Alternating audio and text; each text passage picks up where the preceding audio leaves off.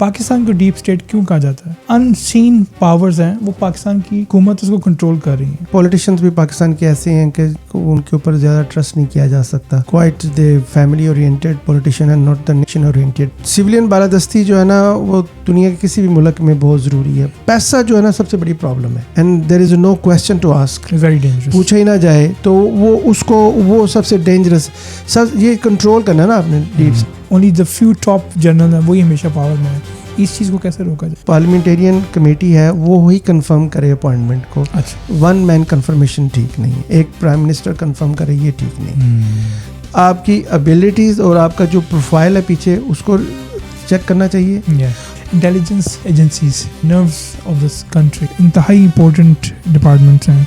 इनको हम कैसे अकाउंटेबिलिटी में लेके आ सकते हैं without harming national security? Intelligence law पास करना चाहिए पार्लियामेंट को, जो कि रेगुलेट करे इन एजेंसीज को। इलेक्शंस को जमहूरियत का दिल कहा जाता है, ठीक है, और अनफॉर्चुनेटली जब से पाकिस्तान बना आज तक मेरा ख्याल है कभी फ्री एंड फेयर इलेक्शन हुए नहीं। इलेक्शन कमीशन की इंडिपेंडेंस, टेक्नोलॉजी का इस्तेमाल ऑफ कोर्स, और ट्रांसपेरेंसी से फ्रीडम ऑफ स्पीच को इंश्योर किया जाए, और कैसे जो है जर्नलिस्ट को जो है उनको प्रोटेक्शन दी जाए।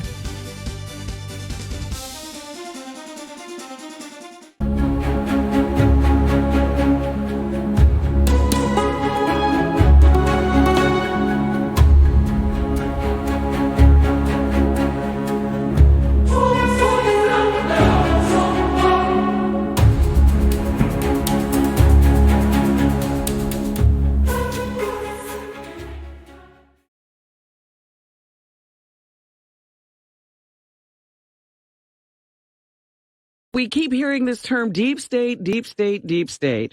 Who are these people? You know, this is a term which was coined by political scientists in Pakistan, where the military and the intelligence services basically ran the country. And so you could get elected, but if they didn't like them, like what you were doing, or you crossed them, you were out. You'd get arrested, you'd get deported, you'd get accused of something. In one case, you'd get assassinated or executed. अस्सलाम वालेकुम, hello and welcome to AK show. आज का हमारा episode part 2 है। पहले part में हमने discuss किया था कि डीप स्टेट क्या होती है, पाकिस्तान को डीप स्टेट क्यों कहा जाता है, और किस तरह इतना 78 साल से अनसीन पावर्स हैं, वो पाकिस्तान की जो हुकूमत उसको कंट्रोल कर रही हैं। आज के एपिसोड में हम लोग इस चीज़ को कवर करेंगे कि इसका हाउ टू फिक्स इट, हम इस चीज़ से कैसे निकल सकते हैं। मैं अपने को होस्ट अहमद सईद, जो कि बहुत ही काबिल एनालिस्ट है, उनसे पूछना चाहूँगा कि प्लीज़ हमें कुछ स्टेप बाय स्टेप ईजी और प्रैक्टिकल रिफॉर्म्स बताएं जिससे हम डीप स्टेट्स के जो चंगुल से निकल सकेंगे। अस्सलाम वालेकुम सर। वालेकुम सलाम, और नाज़रीन को मेरी तरफ से अस्सलाम वालेकुम। कैसे हैं आप? ठीक है, बिल्कुल ठीक है। मुझे एक बात पे एतराज़ है, आपने मुझे काबिल एनालिस्ट कहा।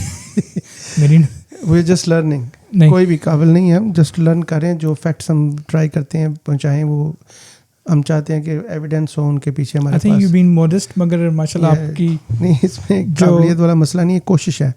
ठीक है। मेरा आपसे पहला क्वेश्चन जो आज के टॉपिक के हिसाब से होगा कि पाकिस्तान पिछले 78 साल से तकरीबन डीप स्टेट है, ठीक है, और मैं चाहूँगा कि आप हमें प्रैक्टिकली कुछ बताएं कि हम कहाँ से स्टार्ट कर सकते हैं कि हम इस चीज़ को डिसमेंटल कर सकें।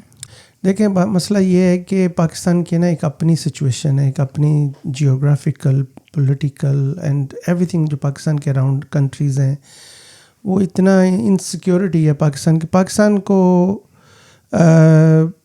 I think. और फिर पॉलिटिशियंस भी पाकिस्तान के ऐसे हैं कि उनके ऊपर ज़्यादा ट्रस्ट नहीं किया जा सकता। Quite the family oriented politician and not the nation oriented नहीं है। एग्जैक्टली। तो इसलिए आर्मी का कंट्रोल और आर्मी का होना काफ़ी हद तक ज़रूरी है। पर let's say talking as a democratic, because I like to be democratic. Civilian बालादस्ती जो है ना, वो दुनिया के किसी भी मुल्क में बहुत ज़रूरी है। पब्लिक की से ही सब कुछ होना चाहिए। अगर आप समहाउ देखते हैं कि प्रेसिडेंट अयूब खान का टाइम अच्छा था या परवेज़ मुशर्रफ का सम टाइम अच्छा था, लोग बेहतर थे, उसमें भी उन्होंने लोगों का ख्याल रखा था, तो इस वजह से लोग ज़्यादा खुश थे। हालांकि वो गलत था, होना तो इलेक्टेड मेंबर्स को ही चाहिए गवर्नमेंट रूल करना। अच्छा, फिक्स करने का मसला जहाँ तक है कि फिक्स तो ये 100% नहीं हो सकती, इम्पॉसिबल है। किसी भी दुनिया कंट्री में कहीं ना कुछ ग्लिच मौजूद है इसके सिलसिले में।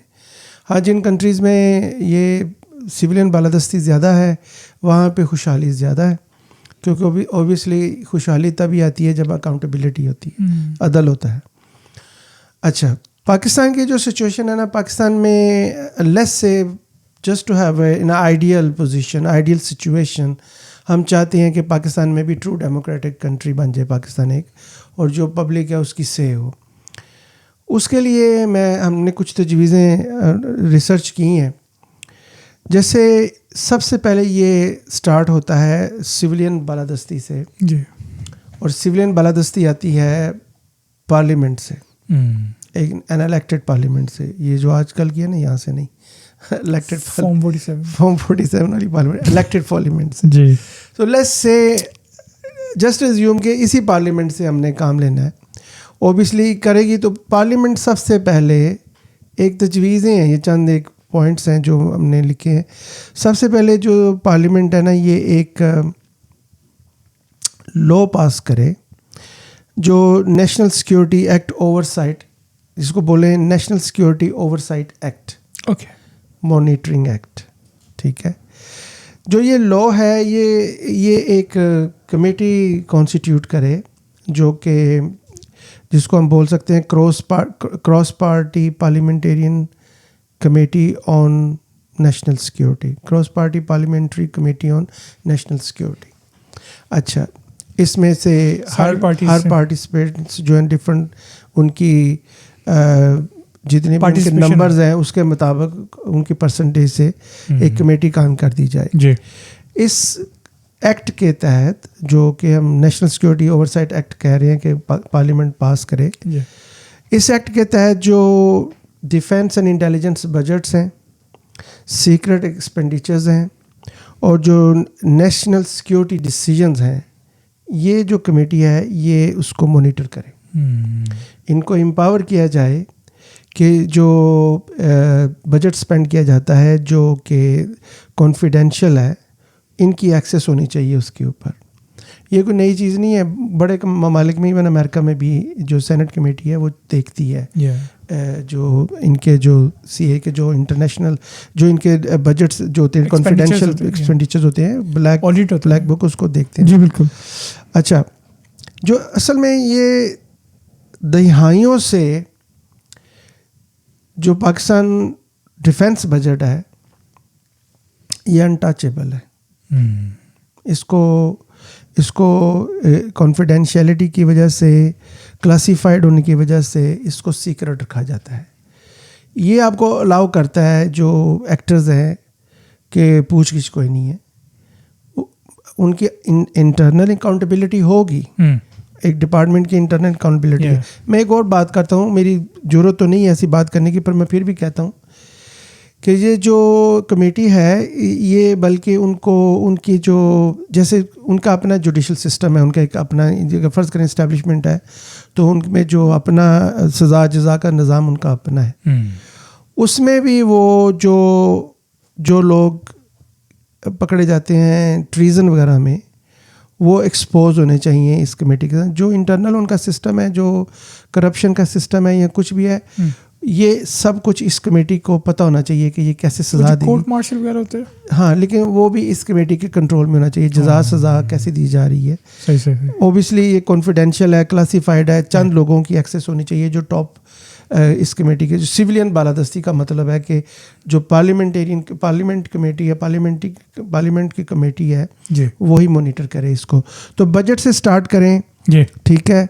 जो क्लासिफाइड लेबल्स हैं, डेमोक्रेटिक कंट्री के अंदर क्लासिफिकेशन जो होती है वो परमानेंट नहीं होती, वो टेम्परेरी होती है। आज बताने की ज़रूरत नहीं है, लेकिन 2 साल के बाद वो ऑपरेशन कंप्लीट हो गया तो वो इनको पता लगना चाहिए। हाँ, अमेरिका भी ऐसे देखा जाए कि भाई ये क्या था, कहाँ पे पैसा लगाया गया। सबसे पहले फाइनेंशियल कंट्रोल पार्लियामेंट को लेना चाहिए थ्रू दिस एक्ट। जो फाइनेंशियल, जैसे आप पैसा जो है ना सबसे बड़ी प्रॉब्लम है, और unlimited access to money and there is no question to ask, very dangerous, पूछा ही ना जाए तो वो सबसे डेंजरस सब ये कंट्रोल करना ना अपने डीप स्टेट को, अपने बाहर आना डीप स्टेट से। तो पहला स्टेप है कि आप बजट मॉनिटरिंग कमेटी होनी चाहिए आपकी, जो हर तरह का बजट को मॉनिटर करे, हर तरह के सिक्योरिटी डिसीजन को वो मॉनिटर करे। सम वीक अगर आप आज नहीं कर सकते तो ऑपरेशंस के बाद वो मॉनिटर किए जाए और देखा जाए कि वहाँ पे कोई गलती तो नहीं थी। तो ये एक्ट बहुत ज़रूरी है जो असेंबली से पार्लियामेंट से जो पास किया जाए, नेशनल सिक्योरिटी ओवरसाइट एक्ट। ये हमारा पहला इसके तरफ जो बेसिकली मसला क्या है, अकाउंटेबिलिटी मसला है। फाइनेंशियल अकाउंटेबिलिटी होगी तो बहुत सारी चीज़ें नहीं होंगी जो इस वक्त डर नहीं है, फियर नहीं है। सिविलियन सुप्रीमेसी तभी आएगी जब वो पूछ सकेंगे जी आपको हमने इतना पैसा दिया, कहाँ पे आपने स्पेंड, अब पता नहीं ये हो तो नहीं सकता, लेकिन हम तजवीज़ पेश करें। अच्छा अहमद, आपने बात की बजट की, मैं ये पूछना चाहूँगा कि पार्लियामेंट्री कंट्रोल क्यों ज़रूरी, इतना ज़्यादा क्रिटिकल क्यों है टू डिफेंस बजट और इंटेलिजेंस बजट के लिए? पैसा बहुत इंपॉर्टेंट है फैक्टर, एक सिंगल इंडिविजुअल की लाइफ से लेके एक नेशन के ऊपर जो जितना पैसा आपके पास है, अगर आप रिच कंट्री हैं तो आपकी बहुत से है, अगर आप रिच कंट्री, अगर आप देखें पैसा जो है ना वो प्ले करता है गेम हर तरफ। मेरे ख्याल में पैसा ही एक तरह से पावर है दुनिया में, और कुछ भी पावर नहीं। जो पाकिस्तान का सिलसिला है उसमें बड़ी इंपॉर्टेंट पॉइंट ये है कि जो 20% ऑफ द फेडरल एक्सपेंडिचर्स है ना जी, वो डायरेक्टली और इनडायरेक्टली डिफेंस के साथ रिलेटेड है पाकिस्तान की। Okay, it's a big amount, it's big amount, big number, looking at the Pakistani economy काफी बड़ी है, लॉट ऑफ मनी है, ठीक है।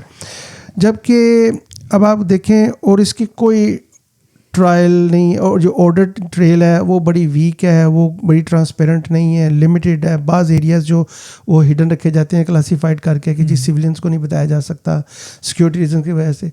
प्रॉब्लम ये है कि ये जो क्लासिफिकेशन है, ये जो सीक्रेट एक्सपेंडिचर्स है परमानेंट है, जबकि होना ये चाहिए कि जब वो चीज़ ख़त्म हो गई, जैसे मैंने पहले कहा, तो फिर ये पब्लिक ना हो, चले उस कमेटी को ज़रूर बताना चाहिए जो एक स्पेशल पार्लियामेंटेरियन कमेटी होगी। उसके बाद ये है कि अगर आप यूके इंटेलिजेंस एंड सिक्योरिटी, अच्छा UK intelligence and security committee है जो ये चीज़ें करती है, अपने बजट, डिफेंस बजट को वो देखते हैं, इवन कॉन्फिडेंशियल बजट को, क्लासिफाइड बजट को भी देखते हैं। US senate select committee on intelligence जो कि सीए ब्लैक बजट्स को भी क्लोज सेशंस में देखती है, जब सेशंस वो सीक्रेट कॉन्फिडेंशियल सेशंस हैं। अब मसला यहाँ पे वहाँ पे ये आ जाता है, वहाँ पे गद्दारी का खतरा नहीं है। पाकिस्तानी पॉलिटिशियन जो है उनमें तो कोई भी गद्दार हो सकता है, बड़ा इजी। हर एक तो लिसानियत है उसके अंदर, जो नेशनलिज्म है उसके अंदर, अपने जो क्योंकि टू मैनी ग्रुप्स हैं पाकिस्तान के अंदर, लैंग्वेज डिफरेंट हैं, तो अपनी जो लोकल नेशनलिज्म है वो बड़ा डेंजरस है पाकिस्तान के लिए, यूनिटी के लिए भी डेंजरस है, और फिर वो कॉन्फिडेंशियलिटी के लिए भी खतरा कर सकता है एक्सक्यूज मी। सो देखा जाए तो अगर पाकिस्तान सिमिलर मॉडल अडॉप्ट कर ले जिसमें बजट ट्रांसपेरेंसी आ जाए, ये जो डिफेंस बजट है, तो एक तरह से आप ना जो डीप स्टेट का ऑक्सीजन लाइन है ना वो कट कर देंगे। उससे क्या होगा कि ऑब्वियसली रेजिस्टेंस तो बढ़ेगी, but that's the point where you start. So budget is the first thing that need to control by the parliament, और एक स्पेसिफिक कमेटी होनी चाहिए जो लॉन्ग टर्म तक इस बजट को जो जैसे भी वो स्पेंड किया गया है उसको चेक करे, उसकी ऑडिट जो है उसका क्लियर ऑडिट, अभी ऑडिट होता है लेकिन वो वीक ऑडिट है, उसका कोई और सिविलियंस की तो खैर जरूरत ही नहीं है उसको देख सकें। तो ये this is gonna be first. अगर आप लॉ बना देंगे ना, अगर आप एक एक्ट पास कर देंगे तो मजबूरी बन जाएगा उनका दिखाना आपको, ठीक है। अब वो नहीं दिखाएंगे तो वो वायलेट करेंगे कॉन्स्टिट्यूशन को, ठीक है। अब मसला यही है कि जब ये ऐसा काम होने लगता है तो फिर वो मेंबर्स को अफेक्ट करते हैं, मेंबर्स को अप्रोच करते हैं, जो डीप स्टेट एक्टर्स हैं वो अप्रोच करते हैं कि जी आपने वोट इसको देना है, इसको नहीं देना। जैसे गवर्नमेंट्स रिमूव कर दी जाती हैं, इमरान खान की गवर्नमेंट रिमूव कर दी गई डिज़ाइन के साथ, तो इस तरह होता है। तो budget first we need to reform that, critical different the top intervention में the budget is the first one which we need to intervene and have that to stop this influence here. ठीक। अच्छा, मेरा आपसे अगला सवाल काफ़ी ख़तरनाक सवाल है, लीडरशिप अपॉइंटमेंट, जो कि यानी कि जो कैसे इस चीज़ को रोका जाए कि जो only the few top general हैं वही हमेशा पावर में है, इस चीज़ को कैसे रोका जाए? सही है। थोड़ा संभल के बात कीजिएगा। नहीं, हम किर्गिस्तान की बात कर रहे हैं, हाँ। तो किर्गिस्तान के बारे में ये हम किर्गिस्तान की पाकिस्तान की बात नहीं हो रही। तो हो भी नहीं सकता। एनीवे, अपार्ट फ्रॉम जोक, ये हम बेसिकली हम डिस्कस कर रहे हैं कि कैसे डीप स्टेट को ख़त्म किया जा सकता है। इसमें ज़रूरी नहीं है कि हम कह रहे हैं जी आप ऐसा किसी को करें, criticize नहीं कर रहे। ये किसी को हम नहीं कर रहे, ये तो हम तजवीज़ बता रहे हैं कि अगर कोई कंट्री, अब ओबियसली पाकिस्तान से हम बिलोंग करते हैं तो वो एक हम पाकिस्तान के बारे में बात करेंगे। जी। तो हमें तो नहीं पता गवर्नमेंट कैसी होती है, हमें नहीं पता कि आर्मी इस्टेब्लिशमेंट कैसे काम करती है, we don't know actually, we just do जो as a being a political student हम स्टडी कर सकते हैं कि कैसे ये हो सकता है, तो एक तजवीज़ के तौर पे हम बात कर रहे हैं, बिल्कुल ठीक है, किसी के बारे में नहीं बात कर रहे। अच्छा, इसमें जो आपका क्वेश्चन आ गया मुझे, जी, तो लीडरशिप अपॉइंटमेंट्स के बारे में बताता हूँ। अब इसमें अगेन लेजिस्लेशन आता है पार्लियामेंट का, जो भी आपने काम करना है ना उसको आपने पहले तो लेजिस्लेट करना है, अपने एक्ट बनाना है। तो अब एक ऐसा एक्ट बनाया जाए, या वो जो पहले हमने बोला था कि एक नेशनल सिक्योरिटी ओवरसाइट एक्ट बनाया जाए, उसके अंदर शिक रख दी जाए जो लीडरशिप अपॉइंटमेंट्स हैं, जो स्टैब्लिशमेंट की लीडरशिप अपॉइंटमेंट्स हैं, जो आर्मी की लीडरशिप अपॉइंटमेंट्स हैं, उसमें चीफ ऑफ आर्मी स्टाफ हैं, एयर चीफ हैं, नेवल चीफ हैं, ये इनकी जो अपॉइंटमेंट्स हैं, ऑल्दो कि मेरे ख्याल में होती तो वो किसी इसी तरह के प्रोसेस से ही हैं जो पाकिस्तान के रैंक के थ्रू कॉन्स्टिट्यूशनल है जो। जी बिल्कुल। लेकिन इसमें थोड़ा सा हमने ये तजवीज़ किया है कि by legislating fix terms, transparent criteria of appointments and parliamentarian confirmation must कर दी जाए। जो पार्लियामेंटेरियन कमेटी है वो ही कंफर्म करे अपॉइंटमेंट को। अच्छा। वन मैन कंफर्मेशन ठीक नहीं है, एक प्राइम मिनिस्टर कंफर्म करे, ये ठीक नहीं। जो पार्लियामेंटेरियन कमेटी है उसके मेंबर्स उसको अप्रूव करें, जो क्रॉस पार्टी पार्लियामेंटेरियन कमेटी बनाई गई वही इसको, पार्लियामेंट्री कमेटी जो है वही इसको अप्रूव करे। उसमें यह है कि उसमें फिक्स टर्म्स दिए जाएं, एक्सटेंशन का कोई उसमें सिचुएशन नहीं होनी चाहिए, नो एक्सटेंशन नहीं होनी चाहिए, बिल्कुल नहीं होनी चाहिए एक्सटेंशन, क्योंकि उसकी 2-3 वजह हैं।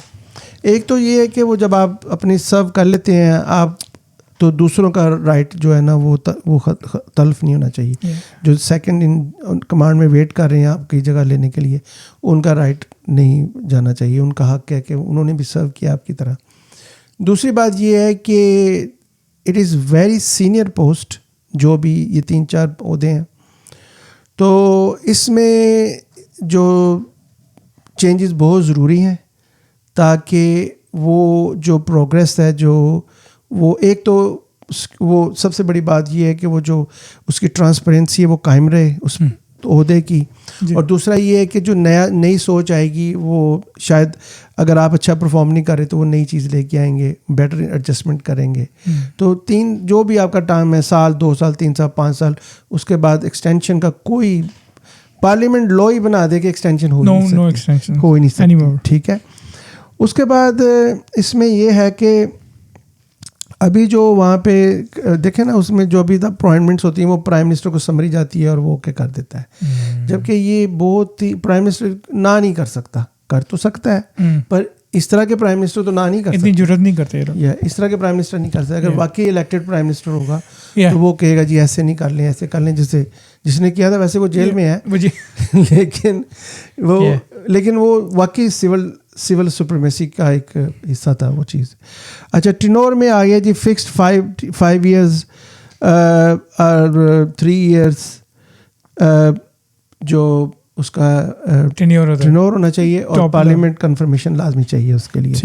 Eligibility, seniority plus performance review, not personal loyalty. ये देखें ये नामुमकिन सी बात है, लेकिन हम तजवीज़ दे रहे हैं। आप सीनियर हैं, पहला पॉइंट, आपकी एबिलिटीज़ और आपका जो प्रोफाइल है पीछे उसको चेक करना चाहिए, और थर्ड ये कि पर्सनल लॉयल्टी नहीं, अब जो आपसे पहले हैं उनकी वजह से नहीं आपको बनना चाहिए, बल्कि ये जो कमेटी है ये उनका प्रोफाइल चेक करे और ये ही उनको कंफर्म करे अपॉइंटमेंट को। इस कमेटी के पास उनका पूरा सर्विंग प्रोफाइल होना चाहिए, जिससे वो देखें कि भाई इन से आपको 3 नाम दिए गए हैं या 4 नाम दिए गए हैं, तो उन्होंने जहाँ जहाँ पे सर्व किया है तो उसको कंपैरिजन किया जाए, और जो आपको बेटर परफॉर्मर लगे, बेस्ट ऑप्शन जो उसको आप वो Leadership ओहदे पे appoint डाल किया दें, जाए। ठीक है। जी बिल्कुल। और फिर अच्छा, उसमें प्रोसेस एक ट्रांसपेरेंट प्रोसेस होना चाहिए इस अपॉइंटमेंट का, ठीक है, और वो भी पार्लियामेंटेरियन टाइप ही होना चाहिए, जो थ्रू प्रोसेस एक पार्लियामेंट कमेटी के थ्रू ही अपॉइंटमेंट का प्रोसेस सारा कंप्लीट हो। और जैसे कि उसमें वो बोलता है कि open parliamentarian confirmation hearing, parliamentary confirmation hearing. अब ये उस कमेटी के अंदर, जैसे यूनाइटेड स्टेट में ऐसे ही होता है, वो बाकायदा ओपन हेयरिंग होती है, जिसको लगाना है उसके बारे में डिस्कशन होती है और फिर पार्लियामेंट उसको अप्रूव करती है, ठीक है। तो जब ये बजट का प्रोसेस, ये अपॉइंटमेंट का प्रोसेस ट्रांसपेरेंट होगा, सिविलियन ही करेंगे, सिविलियन ही उसको स्क्रूटिनाइज करेंगे, तो डीप स्टेट का थोड़ा सा प्रेशर और कम होगा। वो जो बिल्कुल ही, अब तो पैरेलल गवर्नमेंट है ना, वो बल्कि यही गवर्नमेंट एक ही गवर्नमेंट है। ये फॉर्म 47 तो ये भी नहीं अलाउ कर सकता चीफ मिनिस्टर को कि you go and see the someone in the Adiala jail. उनके वो कहते हैं कि मैं आपको बताता हूँ पूछ के। ये प्राइम मिनिस्टर कह रहा है चीफ मिनिस्टर को कि मैं पूछ के बताता हूँ। अब पूछना किससे है? वो जो वहाँ पे जेलर से पूछना है, या एलिजिडली वो कहते हैं जी कर्नल साहब देखते हैं, उनसे पूछना है? इससे ज़्यादा इंसल्ट क्या होगी सिविल सुपरमेसी की? बिल्कुल सही, ठीक है ना।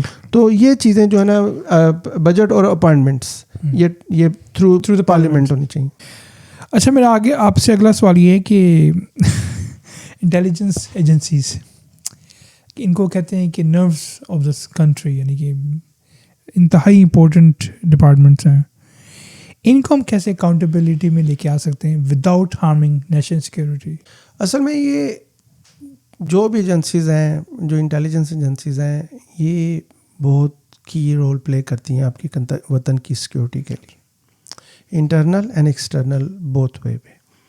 समटाइम मैं जब मुझे इत्तेफाक हुआ MI5 का हेडक्वार्टर मैंने बाहर से देखा है, अंदर तो नहीं गया, लेकिन वहाँ पे एक ऐसी सिचुएशन है कि जो उनका पता चलता है कि ये एक यूनाइटेड किंगडम की इंटेलिजेंस ऑफिस है ये, जब आप वहाँ पे जाएं तो।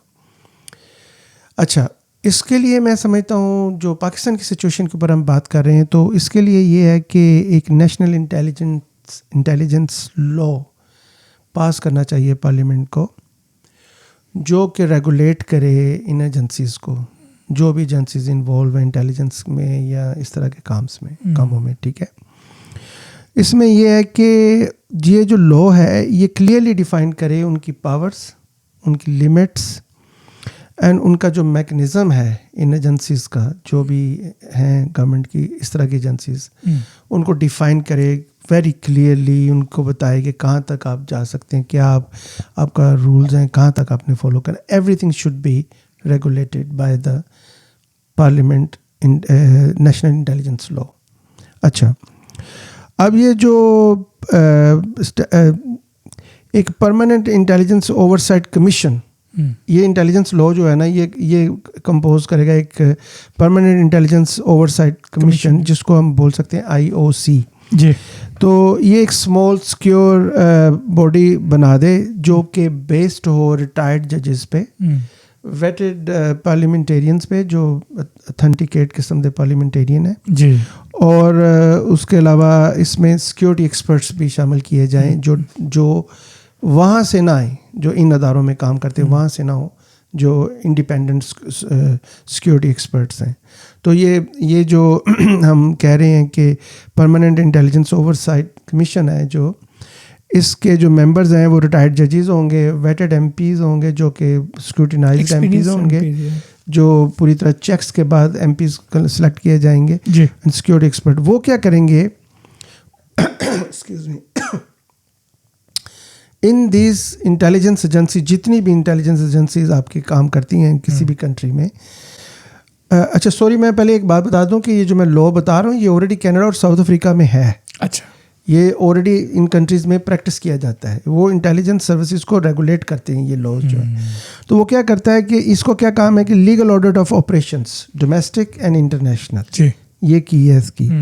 उसके बाद है कंप्लेंट इनटेक फ्रॉम सिटीजन्स और ऑफिशियल एलिजिंग अब्यूज़। इनको जितने भी ऑपरेशन है इनके, ये जो है IOC जो हमने बनाया है, परमानेंट जो इंटेलिजेंस ओवरसाइट कमीशन है, बेसिकली इंटेलिजेंस ओवरसाइट कमीशन जो है, इसकी पावर्स हों कि वो रेगुलेट करे जो इनके ऑपरेशंस हैं, वो रेगुलेट करे कि जो पब्लिक में से जो कंप्लेंट्स आती हैं वो उनको हियर करे, जो कहीं से भी, क्योंकि ज़ाहिर है इनके पास बड़ी पावर्स होती है एजेंसीज के पास, तो ये किसी के जो एज ए इंडिविजुअल कोई बंदा किसी के साथ ज्यादती कर देता है तो उसको कोई इशू खड़ा होता है, हाँ, उसको ये डील करे। ये जो कमीशन है इसके पास पावर होनी चाहिए इसको हियरिंग करने की और पनिश करने की। एनुअल रिपोर्टिंग टू पार्लियामेंट, जो इनकी जितनी प्रोग्रेस हो ये कमीशन जो है ना वो पार्लियामेंट को रिपोर्ट करे, जो क्लासीफाइड है उसको कमेटी को रिपोर्ट करे, और जो ओपनली पब्लिक किया जा सकता है वो पब्लिक को साल की रिपोर्ट जाए सारी पार्लियामेंट के अंदर थ्रू दिस कमीशन। तो उसके अलावा जो जिसमें भी अनलॉफुल एक्टिविटीज़ एजेंसीज ने की हैं, कोई ऐसे काम किए हैं जो अबव द कॉन्स्टिट्यूशंस थे, जैसे किसी गवर्नमेंट को गिरा देना, जैसे गवर्नमेंट को गिरा देते हैं, इस तरह के काम, उनको ये जो कमीशन है इसके पास पावर्स होनी चाहिए कि वो रेफर कर सकें to prosecutors to prosecute the people, individuals who were actually breaking the law or against the constitution they acted. तो इस तरह इनके पास ये पावर्स होनी चाहिए। तो ये सम ऑफ द थिंग्स हैं जो करने से इंटेलिजेंस सर्विसेज जो है ना वो रेगुलेट होंगी, और वो more likely will be beneficial for the country rather in individual interests, कि उनके अपने इंटरेस्ट की वजह से वो अपनी पावर्स को अब्यूज़ करेंगे रादर। तो जब ये चेक्स एंड बैलेंस हो जाएगा तो वो कंट्री के लिए मकसद पूरा हो जाएगा। बिल्कुल ठीक। अच्छा, मैं पाकिस्तान का जुडिशरी सिस्टम है बड़ा क्रिटिसाइज़ किया जाता है, अक्सर भी एतराज़ किया जाता है कि जो इन्फ्लुएंस हुए थे पावरफुल से आला हल्कों से, इनकी डिसीजन जो है ना वो चेंज कर दिए जाते हैं। कुछ ऐसे में रिफॉर्म्स बताइए जिससे हम जुडिशरी सिस्टम को ट्रांसपेरेंट और अकाउंटेबल बना सकते हैं। वेरी इंपॉर्टेंट ये स्तून है एक ट्रांसपेरेंट गवर्नमेंट का, जुडिशरी का इंडिपेंडेंट होना। जी बिल्कुल। तो इसमें हमारे पास है कि जी रिफॉर्म करें, जुडिशल कमीशन ऑफ पाकिस्तान को रिफॉर्म करें। इसकी रिफॉर्म करने से इसमें ये होना चाहिए कि प्रोसीडिंग ट्रांसपेरेंट हो, सिविल सोसाइटी की रिप्रेजेंटेशन हो, और require public disclosure of selection criteria for जजेस। जब जजेस को सिलेक्ट किया जाए तो उसकी जो प्रोसेस है वो पब्लिक के साथ शेयर होना चाहिए कि वो कैसे, उनको किस काबिलियत की बुनियाद पे ही इनको अपॉइंट किया जा रहा है। जी। सो पब्लिक से मुराद टेलीविज़न पे नशर करना नहीं है, पब्लिक से मुराद ये है कि जो पार्लियामेंटेरियन हैं, जो सिविलियंस हैं, उन जो भी कमेटी बनाई जाए वो चेक करे कि इनका जो अपॉइंटमेंट्स का प्रोसेस है वो ट्रांसपेरेंट है और वो एबल भी हैं, एलिजिबल हैं, इस मेरिट पे आए हैं। उसके बाद सेकंड ये है कि form a truth and justice commission जो टाइम बाउंड हो, इंडिपेंडेंट हो और कॉन्स्टिट्यूशनली प्रोटेक्टेड हो टू इन्वेस्टिगेट। क्या इन्वेस्टिगेट करे? इन्फोर्स्ड डिसअपीयरेंस को इन्वेस्टिगेट करे, एक्स्ट्रा जुडिशल किलिंग को इन्वेस्टिगेट करे, जो इलेक्शन मैनिपुलेशन वेरी इंपॉर्टेंट है, जो इलेक्शन में चेंजेस करते हैं, धांधली करते हैं, उसको चेक करे, इलीगल डिटेंशंस को चेक करे और पॉलिटिकल फंडिंग स्कैंडल्स को। सो ये जो ट्रूथ एंड जस्टिस कमीशन है, इनकी जो पावर्स इतनी होनी चाहिए, ये जो 5 चीज़ें मैंने बताई हैं इनको वो रेगुलेट करे और इनको सज़ा जज़ा का सिस्टम इसके पास होना चाहिए। ओके, बाकी ये है कि और भी ये है कि विटनेस प्रोटेक्शन होनी चाहिए, अथॉरिटी टू रिकमेंड प्रोसिक्यूशन। और जो जस्टिस कमीशन है, रिफॉर्म कमीशन है, इसके अंदर या ट्रूथ एंड जस्टिस कमीशन जो हम रिक्वेस्ट कर रहे हैं बनाने के लिए, इनके पास पावर होनी चाहिए कि ये प्रोटेक्ट कर सकें विटनेसेस को। ये नहीं कि उसने विटनेस दी है, एक अच्छा काम किया, बाद में उनको पकड़ ली, ख़त्म ही कर दिया मुजरिम जो है उन्होंने। तो ये चीज़ें जो है ना बहुत ज़रूरी हैं, और साउथ अफ्रीका ने ये ऑलरेडी किया है। अच्छा। और मोरक्को में भी ये सिस्टम चल रहा है, जो अच्छा। ये जो प्रोटेक्शन जस्टिस कमीशन का जो सिस्टम है, तो वो ये चेंजेस जो हैं ये बड़ी इंपॉर्टेंट हैं, ताकि एक ट्रांसपेरेंट तरीके से जो जैसे फ़र्ज़ करें जो इन्फोर्स्ड डिसअपीयरेंस हैं, बलूचिस्तान में ये प्रॉब्लम चल रही है, वो लोग गायब हो जाते हैं। अब उसमें 2 चीज़ें हैं, एक उसमें ये भी है कि इंडियन इंटरफेरेंस है, लोग चले जाते हैं और इंडियन इंटेलिजेंस ही उनको गायब कर देती है, इंडियन जो फोर्सेस हैं वो गायब कर देती हैं, इल्ज़ाम पाकिस्तान पे लग जाता है। और कुछ लोग वाकई इंडिया के लिए काम करते हैं, वो भी पिक्ड बाय पाकिस्तान इंटेलिजेंस होंगे। तो ओबियसली अगर आपने किसी को उठा लिया है तो वो थ्रू प्रॉपर लॉ होना चाहिए ना, आप किसी को गायब तो नहीं कर सकते। तो जो भी सिचुएशन है अफ़गानिस्तान में, जैसे भी डील किया जाता है, जो भी डिसअपीयरेंस है वो रेगुलेट होनी चाहिए, सजा देनी चाहिए जो मुजरिम उसको सजा दे, जुडिशरी को सजा देनी चाहिए। तो एक इंडिपेंडेंट कमीशन ज़रूरी है इसके लिए, जुडिशरी से। Thank you. अच्छा, इलेक्शंस को जमहूरियत का दिल कहा जाता है, ठीक है, और अनफॉर्चुनेटली जब से पाकिस्तान बना आज तक मेरा ख्याल है कभी फ्री एंड फेयर इलेक्शन हुए नहीं। मैं ये चाहूँगा कि आप हमें कुछ ऐसे रिफॉर्म्स बताएं जिससे वाकई फ्री एंड फेयर इलेक्शन हो सके। जो हमने पॉइंट्स कुछ नोट किए हैं अपनी रिसर्च से, सबसे पहले तो 1970 का इलेक्शन काफ़ी फेयर एंड फ्री था, तभी वो जीत गए थे जिनको हम नहीं चाहते थे जीतना, तो मसला ख़राब हो गया था।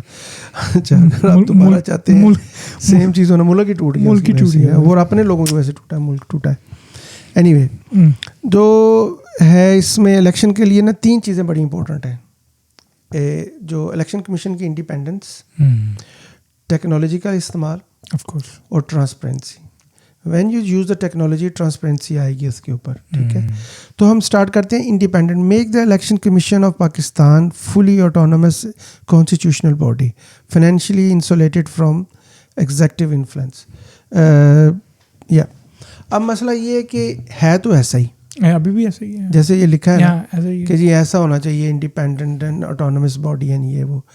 लेकिन मेरा इतराज़ ये है कि जो चीफ इलेक्शन कमिश्नर है ना, उसकी सिलेक्शन जो है ना, वो असल प्रॉब्लम है। अब है वो ऑटोनमस बॉडी, वो अपने फैसले करती है, गवर्नमेंट इंटरफेरेंस नहीं करती, सब कुछ ड्रामा है ये। लेकिन जो उसकी अपॉइंटमेंट है ना, वो थ्रू पब्लिक होनी चाहिए, या थ्रू पब्लिक रिप्रेजेंटेशन जो है ना, पब्लिक रिप्रेजेंटेटिव्स हैं, उसको प्रोसेस को ट्रांसपेरेंट होना चाहिए। पहला पॉइंट जो है, किसी ऐसे बंदे को लाया जाए जो पब्लिक एक्सेप्टेड हो, ठीक है। उसके बाद ये कि टेक्नोलॉजी का इस्तेमाल किया जाए, जैसे RTS सिस्टम है, अगर तो जो रिज़ल्ट RTS सिस्टम के बगैर आए उसको दोबारा इलेक्शन के लिए भेजा जाए, उसको एक्सेप्ट ना किया जाए। और उसका ओबियसली ये टेक्नोलॉजी बेस है तो ट्रांसपेरेंट होगा, ह्यूमन इंटरेक्शन कम होगी। और ट्रांसपेरेंसी एक और भी इसमें ट्रांसपेरेंसी तीसरा है, जो रिजल्ट्स पब्लिकेशन है, लाइव दिखा सकते हैं आप, काउंटिंग वगैरह हर चीज़। अच्छा। और ये जो बेसिकली टेक्नोलॉजी मशीन्स हैं, ये तो काउंट बड़ी स्पीड में कर देती है, इसमें तो कोई इशू नहीं है, कंप्यूटराइज होता है, कंप्यूटराइज है सारा। तो ये जो ट्रांसपेरेंसी है, ये 3-4 चीज़ें हैं। इस करने से जब इलेक्शन कमीशन ऑटोनोमस हो जाएगा, इलेक्शन फेयर हो जाएगा, तो लोग सही सिलेक्ट होंगे। जब लोग सही सिलेक्ट होंगे, वो गलती करेंगे, नेक्स्ट टाइम वो सिलेक्ट नहीं होंगे, पब्लिक उनको डिसअप्रूव कर देगी। तो ये इवॉल्विंग प्रोसेस है, आहिस्ता आहिस्ता आहिस्ता इवॉल्व करके वो अच्छी एक डेमोक्रेटिक जो नंबर्स ऑफ पीपल है, जो क्वांटिटी है, वो आ जाएगी पार्लियामेंट के अंदर। फिल्टरिंग होगी, 1 इलेक्शन, 2 इलेक्शन, 3 इलेक्शन, 4 इलेक्शन। अगर तो मशीनों का इलेक्शन हो रहा है, यानी कि वोटिंग सिस्टम जो एक मशीन बेस्ड है, तो ट्रांसपेरेंसी अच्छी आएगी उसमें, और आहिस्ता आहिस्ता जो लोग गलत तरीके से आते हैं वो बाहर निकल जाएंगे। अगर ये आज होगा तो 90% जो गवर्नमेंट में बैठे हैं वो सब निकल जाएंगे, क्योंकि सभी जो है ना डीप स्टेट एक्टर्स की वजह से बैठे हैं यहाँ। तो अब ये बहुत ज़रूरी है इसके अंदर। जी। अच्छा, मेरा आपसे अगला सवाल ये होगा कि जो मीडिया इंफॉर्मेशन है, very important to influence like whole nation. मैं चाहूँगा आप पाकिस्तान में कैसे फ्रीडम ऑफ स्पीच को इंश्योर किया जाए, और कैसे जो है जर्नलिस्ट को जो है ना उनको प्रोटेक्शन दी जाए ताकि वो सही रिपोर्टिंग कर सके। असल में ये मेन ये है जो है ना, ये फ्रीडम ऑफ इंफॉर्मेशन है, रादर फ्रीडम ऑफ स्पीच थोड़ा सा सब्जेक्ट डिफरेंट है वो जी। जो फ्रीडम ऑफ इंफॉर्मेशन है ना, इसमें मीडिया बहुत इंपॉर्टेंट चीज़ है। मीडिया जो है ना बेसिकली मैनिपुलेट करता है सारी सिचुएशन को। अब डीप स्टेट एक्टर्स जो है ना, मीडिया उसका एक हिस्सा है, मीडिया को यूज़ किया जाता है। अब थोड़ा सा ना वो उनके कंट्रोल से बाहर निकला है, क्योंकि सोशल मीडिया पे कंट्रोल नहीं है। एग्जैक्टली। पहले स्टेट मीडिया था, तो स्टेट मीडिया जो आपने उनको भेजना है उन्होंने वही नशर करना है। उनकी तो जरूरत नहीं है न्यूज़ कास्टर कुछ और पढ़ दे, या प्रोड्यूसर कुछ और दिखा दे, या डायरेक्टर कुछ और दिखा दे, ऐसा नहीं था। अब थोड़ी सिचुएशन डिफ़िकल्ट है, क्योंकि अब इतने सोर्सेज आ गए हैं इंटरनेशनल मीडिया में। एनीवे, तो मीडिया हम बात कर रहे थे, तो एक media freedom and communication act बनाना चाहिए, जो कि TV एंड जो शट डाउन और इनविजिबल डायरेक्टरीज और सेंसर कंटेंट, एक ऐसा ये जो एक्ट बनाना चाहिए जो कि इस तरह करे उसको सेंसर, जो तो स्टेट के ख़िलाफ़ स्टेटमेंट्स आती हैं, जैसे ख़तरनाक स्टेटमेंट्स हैं गवर्नमेंट के ख़िलाफ़ नहीं, स्टेट के ख़िलाफ़, वो उसमें सेंसर होनी चाहिए. Otherwise everything should be inform to the public. जो कुछ हो रहा है, अब जो अफगानिस्तान और पाकिस्तान की जंग हुई है तो उसमें जो रियल चीज़ हुई वो नहीं बताई जा रही. तो मीडिया के अंदर पावर होनी चाहिए कि वो उसको बता सके और प्रॉपर तरीके से इस एक्ट के तहत उसको रेगुलेट किया जाए कि वो बता सके. सिक्योरिटी कॉम्प्रोमाइज ना हो, बाकी हर चीज़ बतानी चाहिए. ठीक है. फिर एक सर्वेलेंस रेगुलेशन लॉ बनाना चाहिए. बेसिकली हमने ज़्यादातर लॉज ही हमने कहे कि बनाने के लिए. ठीक है. Allowing intelligence monitoring only through court issued warrant overseen by the intelligence commission.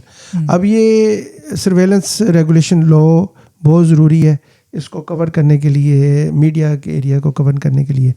उसके बाद विसल ब्लोअर प्रोटेक्शन एक्ट. अगर कोई आके बताता है कि ये चोर हैं तो वो पकड़ा जाए, उसको बचाएं.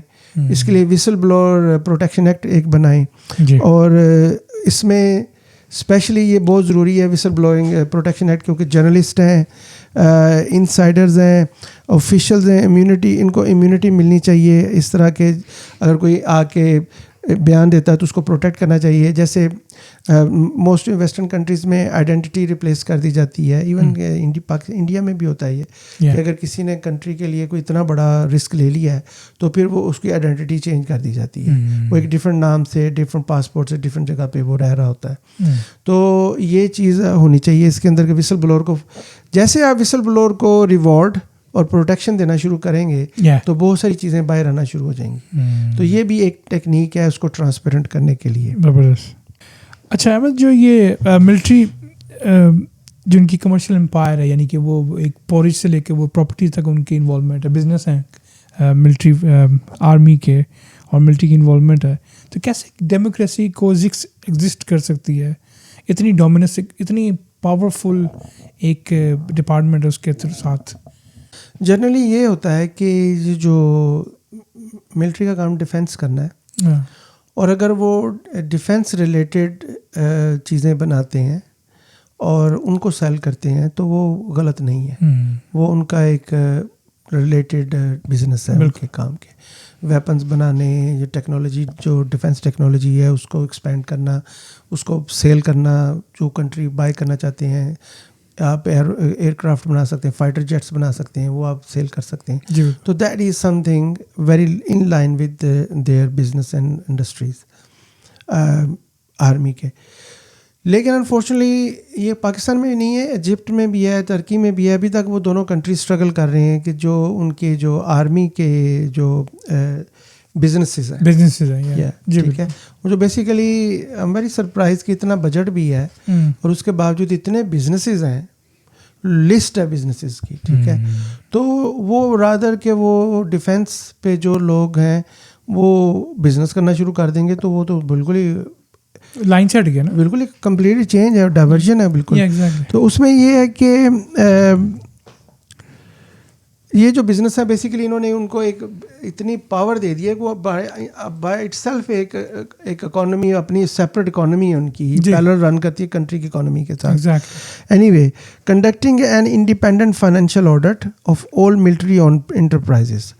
अब इसमें भी पार्लियामानी कमेटी के पास पावर होनी चाहिए कि वो इनके जितने बिजनेस हैं उनका ऑडिट कर सकें, उनको रेगुलेट कर सकें, उनकी जो इनकम है उसको देख सकें कि वो कहाँ पे इन्वेस्ट हो रही है, कहाँ पे स्पेंड हो रही है, जो भी उसकी इनकम आ रही है. Transferring commercial ventures to the civilian ministries और public listings on to the stock exchange. अब उसमें डीप स्टेट को थोड़ा सा वीक करने के लिए ये भी है कि ये जो बिजनेसेस हैं, पार्लियामेंट्री कमेटी जो है वो इसको स्टॉक एक्सचेंज में लिस्ट कर दे, शेयर्स डिवाइड कर दे, और जितना भी ये इसका जो सिविलियन मिनिस्ट्रीज़ हैं वो टेक ओवर करें जो बिज़नेस इनके रन कर रहे हैं. ये होगा नहीं, लेकिन बिज़नेस से डिटैच करना बहुत ज़रूरी है बाय कीपिंग इन माइंड कि they may be need the funding for their own defence system. लेकिन मसला ये है कि मेरा नहीं ख्याल, जहाँ तक मुझे पता है, कि जो पाकिस्तान में जो हंड्रेड्स ऑफ बिजनेस हैं जो रन बाय द मिलिट्री है, उसकी कोई बनक भी पड़ती होगी सिविलियन किसी को भी गवर्नमेंट नहीं को पता। कि उनको जी कितना हम बना रहे हैं, कितना Yeah. कोई ऑडिटिंग ये बैंक नहीं से उनके प्रॉपर्टीज हैं। या फिर इसमें ये है कि legally restricting new military on business formations के ऐसा लॉ बना दिया जाए कि आइंदा कोई मिलिट्री बिजनेस स्टार्ट ही नहीं हो सकता, आर्मी ऑन बिजनेस स्टार्ट नहीं हो सकता, जो जी। है उनको रेगुलेट किया जाए थ्रू पार्लियामेंट्री कमेटीज। जी तो ये एक है जिससे ये होगा कि फाइनेंशियल इंडिपेंडेंस जो है ना उनकी, वो बेसिकली जितनी फाइनेंशियल इंडिपेंडेंस और सीक्रेसी है उनकी, वो उनको अलाउ करती है मनमानी करने से, जो मर्जी करें। जो मर्जी करें। जब आप ये जो रिस्ट्रिक्शंस हमने थ्रू आउट बताई हैं, इनमें से जो भी आप इम्प्लीमेंट कर सकें वो ओवरऑल जो है ना अफेक्ट करेगी, कि नाम है इस चीज़ को अफेक्ट करेगी, डीप स्टेट को। डीप स्टेट्स को। ये है जी अच्छा अहमद, हमने तो बड़ी बात कर ली है, जितने भी हमने यानी कि इंस्टीट्यूट्स के जो रिफॉर्म्स हैं, डिफरेंट इंस्टीट्यूट के बारे में बात की। अब मैं चाहूँगा थोड़ा आते हैं पब्लिक की तरफ, सोसाइटी की तरफ। कैसे हम सोसाइटी का माइंडसेट चेंज करें कि वो डेमोक्रेसी को पूरी तरह सपोर्ट करें?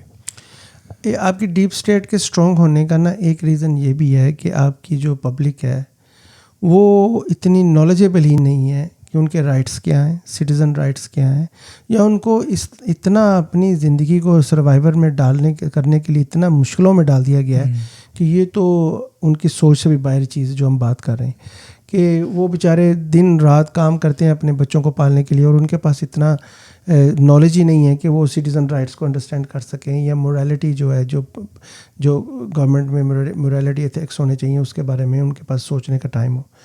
इसमें क्या है कि हमारे पास जो तजवीज़ है वो ये है कि political parties must sign a charter of democratic ethics.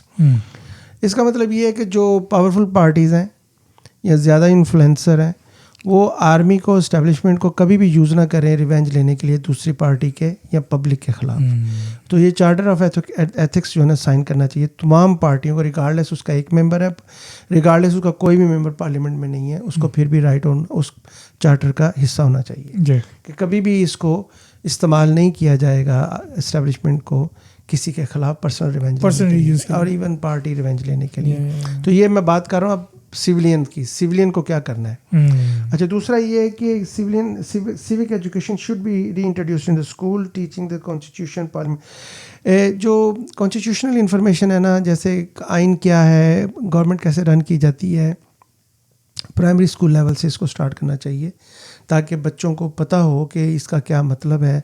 जब हम बड़े होंगे तो पॉलिटिक्स में हम जा सकते हैं, हमारे राइट्स क्या हैं, एज ए सिटीज़न हमारे क्या राइट्स हैं, हम कैसे अपने आप को डिफेंड कर सकते हैं। तो एजुकेशन जो एकेडमी है उसमें अंदर इसको इंटीग्रेट करना बहुत ज़रूरी है ताकि अवेयरनेस क्रिएट की जा सके पब्लिक के अंदर। उसके बाद लोकल गवर्नमेंट आ जाती हैं। लोकल गवर्नमेंट को बहुत ज़्यादा एम्पावर्ड करना चाहिए रिसोर्सेज से, लेजिस्लेशन से, बजट से, ऑटोनॉमी से, ताकि वो डेमोक्रेसी को स्ट्रीट लेवल पे ले जाए, पब्लिक लेवल के बिल्कुल डोर टू डोर लोगों को पता होना चाहिए हमारे सिटीजन राइट्स क्या हैं। जब ये सब लोगों को अवेयरनेस होगी तो ओबियसली उनको जब वो इलेक्शन के लिए जाएंगे तो उनको पता होगा हमने वोट किसको डालना है। उसके बाद फिर देखें जो मीडिया है, जो इन्फ्लुएंसर्स हैं, जो कि पब्लिक में इन्फ्लुएंस रखते हैं अपना, उन लोगों को चाहिए कि वो ज़्यादा से ज़्यादा कॉन्स्टिट्यूशनलिज्म जो है, जो आइन है, उसको लोगों को अवेयर करें, पब्लिक को बताएं कि ये भी कुछ चीज़ है, ये खाली काम करना या बच्चे पालना ही काम नहीं है। As a society, whole nation हमारी रिस्पॉन्सिबिलिटी है कि हम अपने आप को नॉलेजेबल बनाएं कि how the government should run, how the army should work for this country. Every person should know, हर बंदे के पास इंफॉर्मेशन होनी चाहिए कि एज ए सिटीज़न मेरे क्या राइट्स हैं और एज ए रूलर्स उनके क्या रिस्पॉन्सिबिलिटीज़ हैं और एज ए आर्मी उनकी क्या रिस्पॉन्सिबिलिटीज़। तो ये भी डीप स्टेट को प्रेशराइज करेगा, उनको रेजिस्ट करेगा, उनकी पावर को। सही और गलत का शऊर होना चाहिए। यस, बिल्कुल। अच्छा अहमद, बहुत शुक्रिया आपके टाइम का। आप बस आपने हर चीज़ के जो रिफॉर्म बता दिया, मगर यानी कि ओबियसली जब इतने रिफॉर्म्स होंगे तो रेजिस्टेंस तो लाजमी आएगी। अब मैं चाहता हूँ हमें बताएं स्टेप बाय स्टेप मेयर, ऐसे मेयर्स के जो ये चीज़ें वाकई इम्प्लीमेंट हो सकती हैं। इसको हम अगर समराइज़ करें कि भी जो ओबियसली ये it's not gonna happen in a day, a month or 2 months or 6 months or 1 year, ये इतनी जल्दी तो नहीं होने लगा। उसके लिए हमने लिस्ट बनाई है एक, जो इसको स्टेप बाय स्टेप रियलिस्टिकली जो पॉसिबल है, डीप स्टेट को कट डाउन करने के लिए जो पॉसिबल है, तो वो कैसे कर सकते हैं। तो उसका हमने ना 4 फेज़ बनाए हैं बेसिकली। 3 जो मेन फेज़ है वो जो टाइम बाउंड है वो ऐसे हैं कि 0 से लेकर 2 साल के अंदर तक जो शॉर्ट टर्म चेंजेस ला सकते हैं जो डीप स्टेट की प्रेशर को कम करेगा वो है जी पास ए नेशनल सिक्योरिटी ओवरसाइट एक्ट, जैसे हमने पहले बताया है उसको। Empower the ECP election commission जो है उसको एम्पावर किया जाए, सिक्योर द इलेक्शन टेक्निक्स, और जो इलेक्शन टेक्नोलॉजी है उसको सिक्योर किया जाए। तो उसके बाद हमने लिखा है कि introduce media freedom and whistle blower protection laws, जो हमने पीछे बोला हमने इसको समराइज किया है यहाँ पे। उसके बाद हमने कहा है कि launch an online public portal for all government spendings. अब क्या होगा कि ये 4 चीज़ें मैंने आपको बोली, ये 0 से 2 साल के अंदर हो सकती हैं। नेशनल सिक्योरिटी ओवरसाइट एक्ट बन सकता है, इलेक्शन कमीशन की जो ऑटोनमस उसको होना चाहिए, उसकी जो चीफ इलेक्शन कमीशन की जो अपॉइंटमेंट है उसका प्रोसीजर ट्रांसपेरेंट होना चाहिए, और मीडिया फ्रीडम आनी चाहिए। विसल ब्लोअर जो आके शिकायत करता है उसको आप प्रोटेक्ट करें, और इवेंचुअली जो ऑनलाइन एक पोर्टल होना चाहिए जहाँ पे पब्लिक स्पेंडिंग सारी आ सके। तो ये 0 से 2 साल तक का ये प्रोसीजर है। फिर हम इसको बोलते हैं शॉर्ट टर्म इंटरवेंशंस। फिर आ जाती है medium term interventions between 2 years to 5 years, 2 से 5 साल के दरमियान। Create the intelligence oversight commission, जो इंटेलिजेंस जो हमने पहले डिस्कस किया है। उसके बाद आते हैं रिफॉर्म जुडिशियल अपॉइंटमेंट्स, जजों की अपॉइंटमेंट्स कैसी होनी है।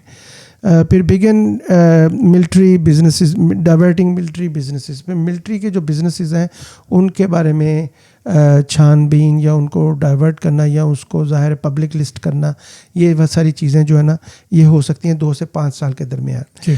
और फिर publish in annual defence audit, उनकी समरीज जो हैं पब्लिक, जो डिफेंस ऑडिट की पब्लिक समरीज हैं उसको पब्लिक किया जाए। ओबियसली जो क्लासीफाइड है वो तो कमेटी को बताया जाएगा, लेकिन उसके ओवरऑल फिगर्स वहाँ पे डाले जा सकते हैं विदाउट एक्सप्लेनिंग कि ऑपरेशंस क्या थे। 2 से 5 साल तक की ये रिफॉर्म्स हैं। उसके बाद आ जाती 5 से 15 साल तक की ये लॉन्ग टर्म रिफॉर्म्स हैं। इसमें आएगा integrate civic education to the nation wise. Public को जो स्कूलों में, कॉलेजेस में और यूनिवर्सिटीज़ में, बेसिकली स्कूल से स्टार्ट करना चाहिए। Civic information, right of citizens के क्या राइट्स हैं, क्या रिस्पॉन्सिबिलिटीज़ हैं, कैसे इन्होंने रेजिस्ट करना है किसी भी अनलॉफुल एक्टिविटीज़ को, ये पब्लिक को इस एजुकेशन के साथ दी जानी चाहिए। एजुकेशन ऑब्वियसली ये लॉन्ग टर्म है, 5 से 15 साल का प्रोसीजर है। उसके बाद आ जाता है कि local policing on provincial accountability, इनको मजबूत करना चाहिए। लोकल पुलिसिंग से मतलब है कि जो भी आपकी जो लोकल पुलिस है, पुलिस से मुराद हर चीज़ आ जाती है जो भी कंट्रोल करती है, सिक्योरिटी के अंदर भी आ जाती है और वैसे भी। और प्रोविंशियल अकाउंटेबिलिटी जो सूबाई लेवल पे जो अकाउंटेबिलिटीज़ हैं उसको इस्टेब्लिश करना चाहिए। और ये डीप स्टेट के हवाले से हम बात कर रहे हैं। जी बिल्कुल। और इनके पास पावर्स होनी चाहिए कि वो प्रोसिक्यूट कर सकें अगर कुछ ऐसा मसला जो अकाउंटेबिलिटी में आ जाता है। उसके बाद ये कि फुली नॉर्मलाइज सिविलियन सुपरमेसी। हर जो एक्शन है डीप स्टेट के अंदर, जो आर्मी का या इस्टेब्लिशमेंट का या जो भी अदारे हैं, उन हर के अंदर सिविलियन पावर नज़र आनी चाहिए किसी न किसी तरीके से। जो भी एक ऐसा तरीका हो सकता है जो इनकी जो एबिलिटी है, जिनकी जो स्ट्रेंथ है उसको वीक नहीं करेगा, लेकिन रेगुलेटेड बाय द सिविलियंस होना चाहिए ताकि सिविलियन सुपरमेसी कायम रहे। बेसिकली कॉन्स्टिट्यूशन जो पाकिस्तान 1973 है, सिविलियन को ही वो मेन करता है। डेमोक्रेसी वैसे भी कॉन्स्टिट्यूशन में हर चीज़ सिविलियन के बारे में। आर्मी को एक डिपार्टमेंट की तरह डील किया गया है और एक लिमिटेड उनको रखा गया है। ओबियसली मैं फिर बोलता हूँ कि पाकिस्तान के हालात ऐसे कर दिए जाते हैं या फॉरेन पॉलिसीज़ ऐसे बनाना ज़रूरी इसलिए है कि अराउंड के जो हमारे कंट्रीज़ हैं उनके साथ हमारे तल्लुकात ही ख़राब है। अब उसकी क्या रीजंस हैं या बाय डिज़ाइन है सब कुछ, ये एक डिफरेंट डिबेट है। इस वजह से जो आर्मी है उसकी स्ट्रेंथ को हम डिस्टर्ब नहीं कर सकते, हाउएवर उसको रेगुलेट कर सकते हैं ताकि वो जो सिविलियन है, जो पाकिस्तानी गवर्नमेंट है, ये सिविलियन अदारे हैं, उसमें वो इंटरफेयर ना करें जो कि वो कॉन्स्टिट्यूशन के अगेंस्ट करते हैं। तो ये चीज़ें हैं कुछ जो ज़रूरी हैं। और उसके बाद आ जाता है जी नेशनल डेमोक्रेसी डैशबोर्ड। एक ऐसा नेशनल डेमोक्रेसी डैशबोर्ड बनाया जाए जिसके अंदर percentage of defence budget audited display किया जाए, number of enforced disappearance resolve कितनी हुई हैं वो बताया जाए, जो प्रोग्रेस है। उसके बाद प्रेस फ्रीडम रैंकिंग इंप्रूव हुई है कि नहीं, जुडिशली रैंकिंग इंप्रूव हुई है इंटरनेशनली कि नहीं, इकोनॉमिकली रैंकिंग इंप्रूव हुई है उसमें इंटरनेशनली कि नहीं। उसके बाद इलेक्शन ऑब्जर्वर्स जो है सोर्स स्कोर्स उसमें बताने चाहिए कि जो इलेक्शन ऑब्जर्वर्स हैं उन्होंने क्या स्कोर दिया है, कितनी ट्रांसपेरेंसी उन्होंने बताई है इसकी। तो ये जो डैशबोर्ड है ये पब्लिक को पता होना चाहिए, पब्लिक के पास एक्सेस होनी चाहिए कि how transparent our government is about us. हमारी जो सिविलियन आबादी है वो कितनी प्रोटेक्टेड है, गवर्नमेंट कितना उसको ट्रांसपेरेंटली हैंडल कर रही है। तो सिविलियन जो साइड है वो भी इस तरह ट्रांसपेरेंट होनी चाहिए, और मिलिट्री को तो होना ही चाहिए ट्रांसपेरेंट, क्योंकि एक तो उनके पास पावर है, पैसा है, वेपन्स हैं और कंट्रोल ज़्यादा है। उनका ट्रांसपेरेंट होना सिविलियन से भी ज़्यादा इंपॉर्टेंट है। बिल्कुल सर, बहुत शुक्रिया Ahmed, thank you so much for आपके टाइम का। Thank you so much for watching. आज हमने जो है सीक्रेसी से लेकर ट्रांसपेरेंसी का एक सफ़र तय किया है कि कैसे हम डीप स्टेट से जो है ना पाकिस्तान को छुटकारा हासिल करा सकते हैं।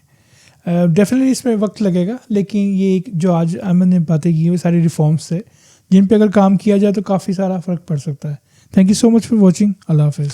मेरी तरफ से भी शुक्रिया देखने का। अल्लाह हाफिज़।